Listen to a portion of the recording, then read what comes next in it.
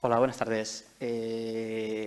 Muchas gracias, por supuesto, a la organización, a Passive House Portugal, a HomeGrid y a todos vosotros pues, por invitarnos y darnos la oportunidad de contaros qué hacemos. Bueno, mi nombre es Germán Velázquez, trabajo en Nube Arquitectos y bueno, pues vengo a contaros un poquito nuestra experiencia, ¿no? Qué hacemos y por qué hacemos Passive House. Me gustaría empezar la ponencia con una pregunta. Una pregunta que se ha formulado esta mañana y la pregunta es muy sencilla. ¿Por qué? ¿Por qué Passive House? Es una pregunta compleja. Es una pregunta que voy a contestar al final de la ponencia. Hay muchos motivos para hacer Passive House. Obviamente vamos a reducir la demanda mucho, vamos a gastar menos energía, vamos a vivir mejor, vamos a tener mayor confort en nuestras viviendas. Ausencia de ruidos. Nuestras viviendas van a tener una revalorización mayor, van a valer más dinero. Bueno, hay muchos motivos para hacer Passive House. Una cuestión importante es esta que veis en la foto. En mayor o en menor medida, todos estamos viviendo en ciudades más o menos grandes y aunque no percibamos esta realidad, la tenemos. El problema de la calidad del aire está ahí.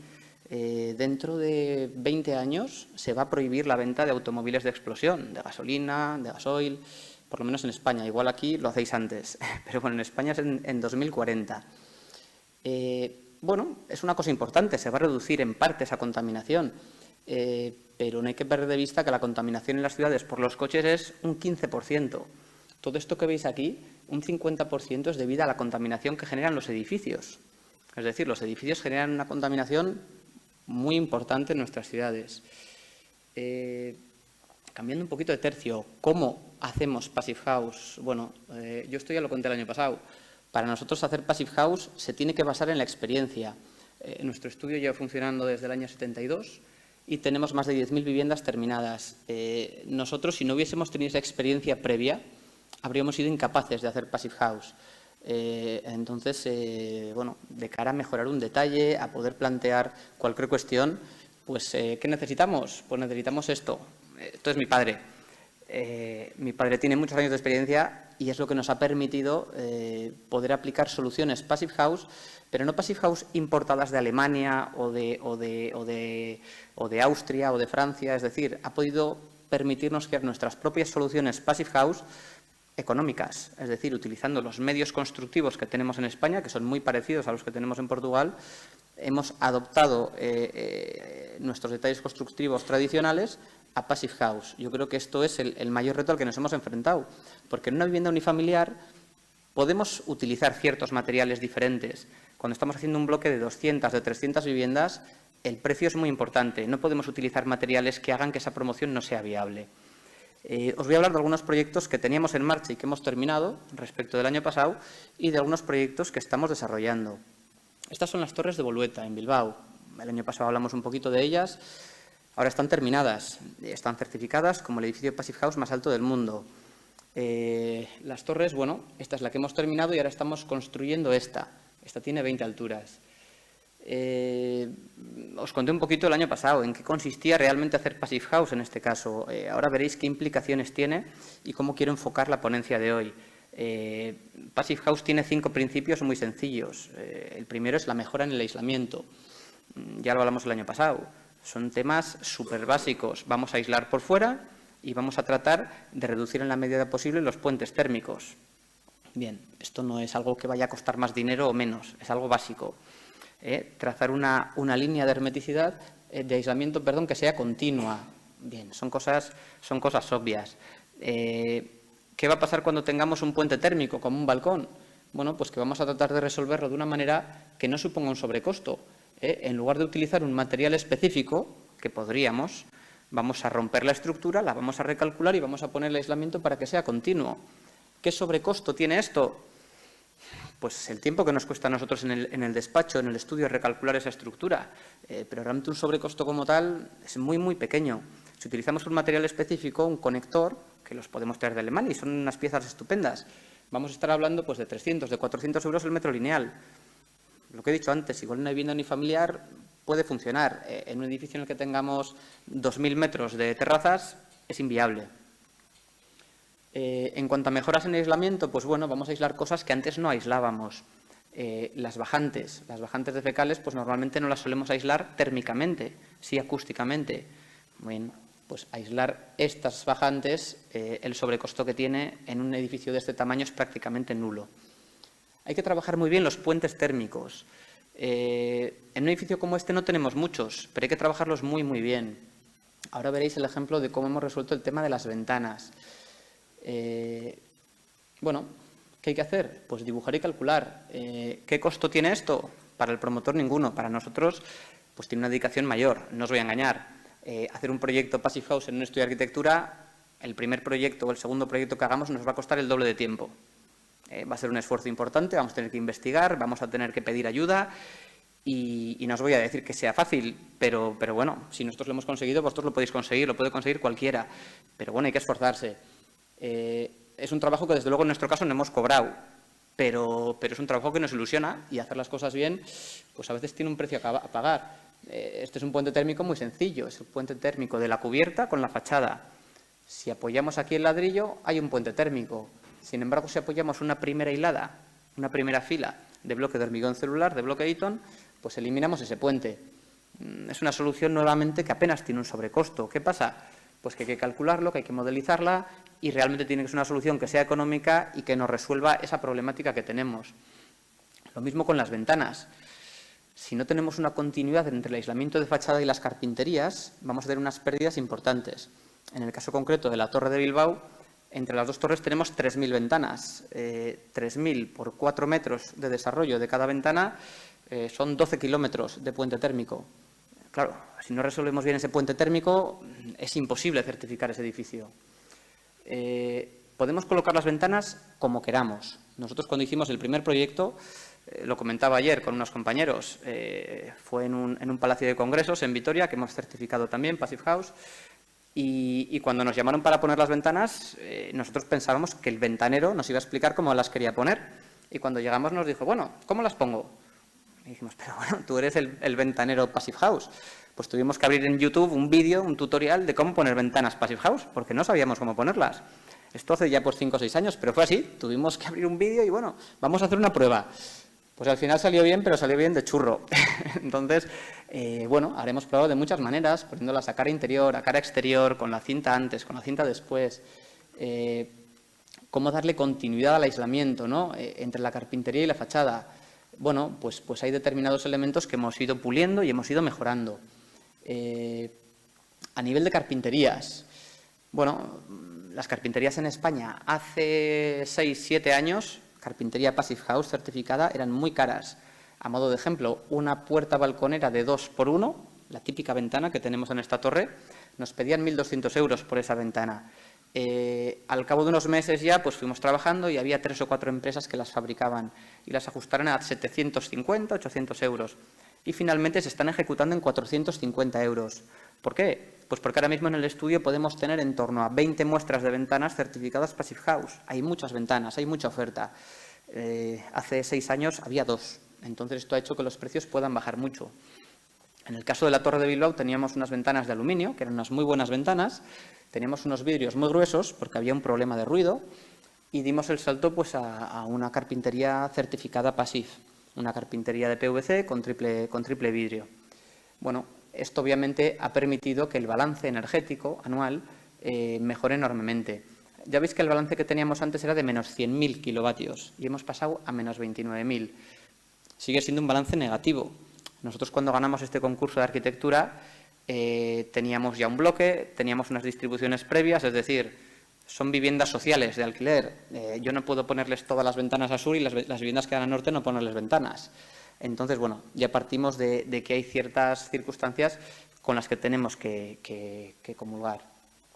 En relación a la colocación de las ventanas, pues bueno, la teoría nos dice que lo ideal es ponerlas al principio, ¿no?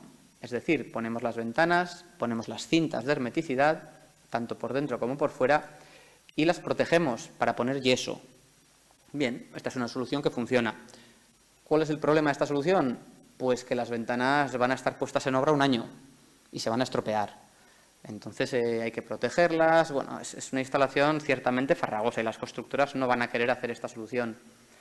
¿Cuál es la solución que nos plantean en proyectos grandes? Hacer un doble encintado, es decir, hacemos el encintado de la vivienda, encintamos el premarco con la fábrica y ponemos el yeso. Y las carpinterías se ponen después. Es una solución que funciona, no es una solución, digamos, de libro, no es una solución estándar, pero funciona bien. En cuanto al puente térmico del recerco exterior de la ventana, en una torre como esta, que tiene 28 alturas, es muy importante que, aunque tengamos una fachada ventilada, evitemos que el agua pueda correr por la fachada.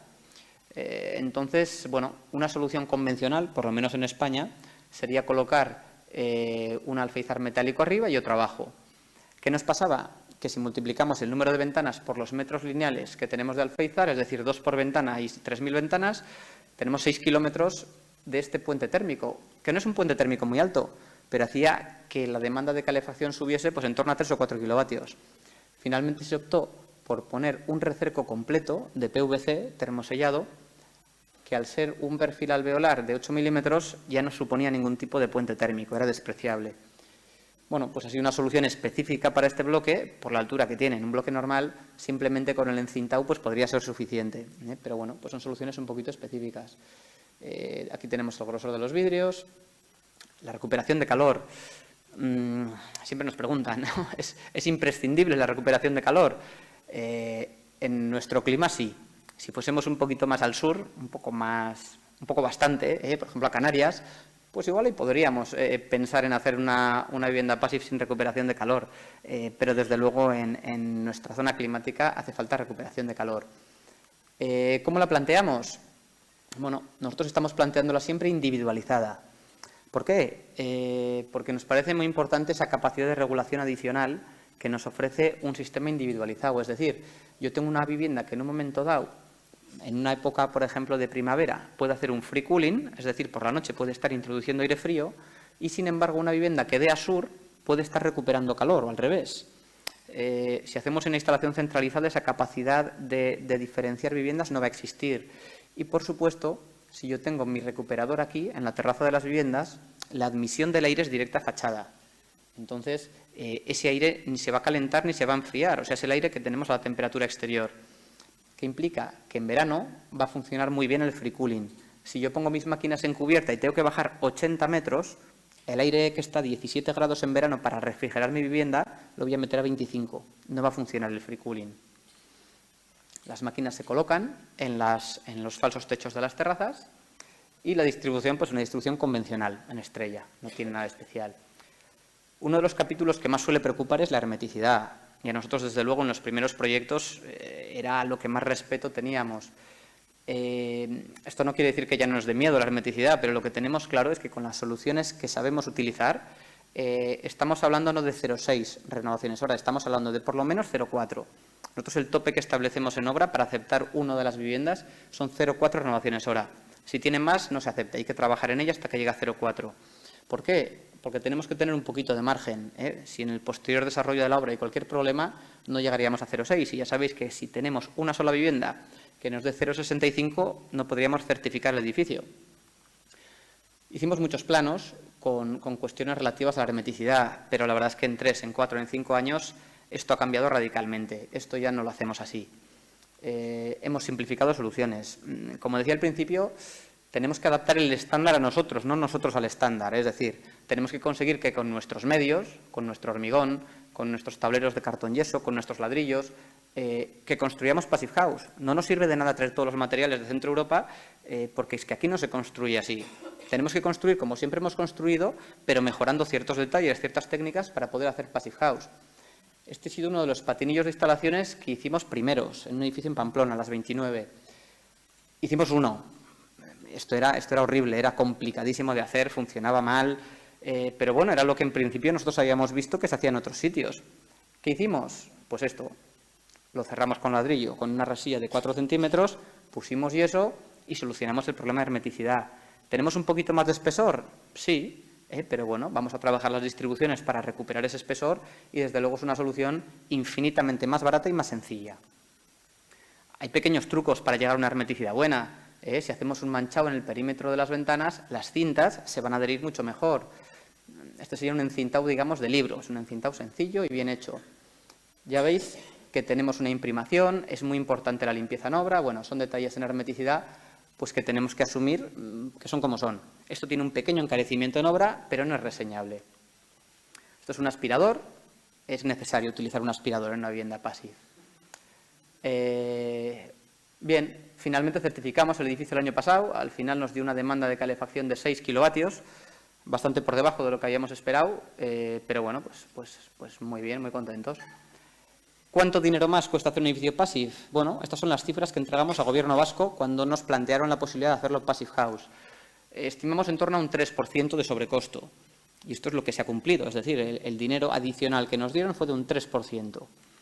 El edificio se ha terminado. Hemos estimado una reducción en la demanda de estos kilovatios en cada uno de los frentes y esto nos da en torno a 125.000 euros de ahorro anual. Si el sobrecosto ha sido de un 3%, pues en este caso en concreto el periodo de retorno a la amortización se reduciría a unos 6 años. Bueno, que sea Passive House y que sea el más alto del mundo, desde luego ha tenido mucha visibilidad a nivel nacional, a nivel internacional. Hace poquito pues, nos han dado 3 premios en España, en los Green Solution Awards, ahora se van a fallar los premios internacionales. Bueno, yo creo que también es una cosa a considerar, tanto por el promotor como por el arquitecto. Nadie nos ha pagado por este trabajo adicional, pero sí que está teniendo una repercusión mediática importante y sin duda están llegando otro tipo de encargos gracias a ello.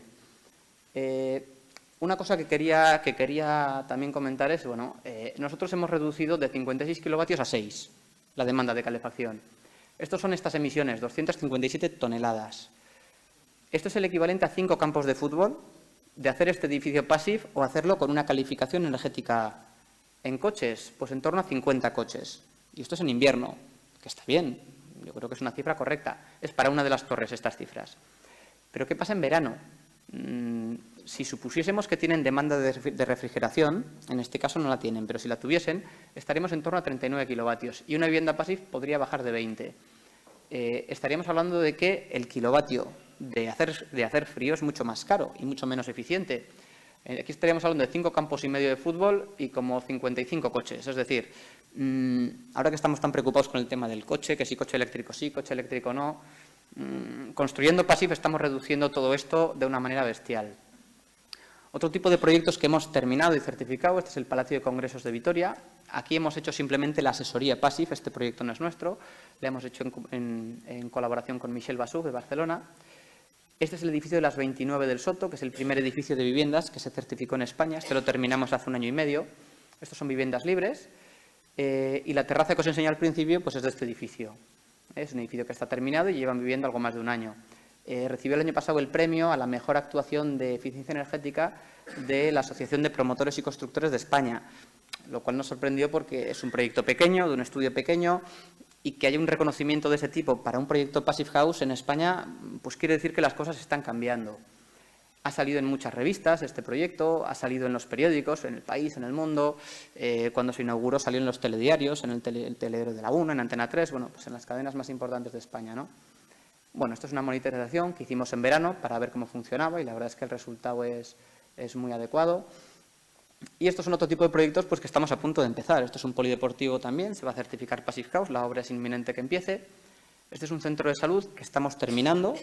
Hemos terminado la primera fase y ahora vamos a terminar la segunda y también está en proceso de certificación. Aquí el test de blower door ha dado en torno a 0,19 renovaciones hora. Y este es un proyecto muy interesante que hemos terminado, pero que lamentablemente no hemos podido certificar Passive. Era un proyecto que hicimos Passive House para la Administración y estaba enmarcado dentro del proyecto europeo Osiris. El proyecto europeo Osiris viene un poco al hilo de lo que ha comentado yo y de esta mañana. Trabaja la calidad del aire interior. Entonces, se hizo un piso piloto con materiales experimentales en fachada, en cubierta, en suelo, en paredes, que absorbían todos los gases tóxicos que se generan durante la construcción de la obra. Todos los VOCs, los formaldehídos, los absorben y los eliminan. Entonces, bueno, la vivienda está monitorizada y vamos a ver cómo funciona. Yo creo que es un proyecto muy interesante. El siguiente paso, obviamente, ya sabemos hacer Passive House, sabemos qué parámetros hay que controlar y lo que tenemos que hacer, sin lugar a dudas, es trabajar la calidad del interior y reducir la huella de carbono. Estos son un par de proyectos que vamos a empezar. Este es otro proyecto para 53 viviendas que lo está promoviendo un banco en Pamplona. Que lo promueva un banco es significativo. Los bancos ahora mismo son los mayores promotores de viviendas de España. Y si un banco ya se ha interesado en hacer vivienda Passive House, es buena señal. Este es un concurso que hemos ganado hace 2 semanas para 130 viviendas, bueno, 128, también en Pamplona, de una promotora grande a nivel nacional, y también lo quieren hacer Passive House. Entonces, bueno, esto desde luego quiere decir algo. Y para ir terminando, pues quería poneros una foto de rehabilitación, pues porque no sé cómo será en Portugal, pero en España hay mucho trabajo de rehabilitación. Hace 5 años ganamos un concurso, hace 4, perdón, para rehabilitar este barrio. Y lo que planteamos fue esto, ¿no? Pasamos de esto a esto. La idea es muy bonita, es una imagen, pero bueno, la realidad es que ya las hemos hecho y las hemos terminado. Y este es el resultado. Esta primera torre, que es la que se ha terminado, el invierno pasado, tuvo una reducción en la demanda de calefacción, una reducción real. Pasaron de consumir en torno a 100, la red la tenían abierta al 100%, y la redujeron al 35%, es decir, han reducido un 65%, y aquí solamente se ha trabajado aislamiento térmico, puentes térmicos y carpinterías. El concurso no contemplaba ni calidad del aire interior ni ventilación. Hemos reducido un 65%, pero la temperatura media de las viviendas ha aumentado 8 grados. Claro, si comparamos a igualdad de temperaturas, la reducción es del 99%. Pero bueno, ahora están en unas temperaturas que son aceptables. Con esto ya voy terminando. En relación a la pregunta que hacía al principio de ¿por qué hacemos Passive House? Pues voy a contestaros como si fuese gallego. Os voy a contestar con otra pregunta. ¿Por qué no? A mí no se me ocurre ningún motivo y desde luego os animo. Si alguno tiene algún motivo por el que no debiéramos hacer Passive House, os animo a que lo comentemos en el debate y estaremos encantados de discutirlo. Pero no hay ningún motivo, ya lo habéis visto, hemos hecho todo tipo de proyectos, en vivienda libre, en vivienda social, en edificio terciario y dotacional. Si queremos, podemos. Es un esfuerzo, desde luego, pero yo creo que merece la pena. Muchas gracias.